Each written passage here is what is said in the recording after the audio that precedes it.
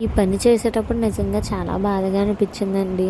ఒక్కొక్కసారి మనం చేసే చిన్న చిన్న సేవింగ్సే చాలా ఉపయోగపడతాయి. ఇప్పుడు అలా ర్యాండమ్‌గా ఒక కాయిన్, 2 కాయిన్‌లు వేసేదాన్ని. 10 రూపీస్ కాయిన్స్, 5 రూపీస్ కాయిన్స్ ఉన్నప్పుడు. ఇప్పుడు అదే మనల్ని ఆపదలో ఆదుకుందనమాట.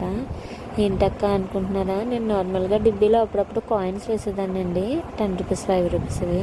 ఇప్పుడు సడన్‌గా కొంచెం ఎమర్జెన్సీ నీడ్ ఉంది. సో, అందువల్ల ఇంకేం చేసామంటే ఇంక అది తీసేసామనమాట. అంటే మన దగ్గర ఉంటే మళ్ళీ సేవ్ చేసుకోవచ్చు కదా అన్నట్లు.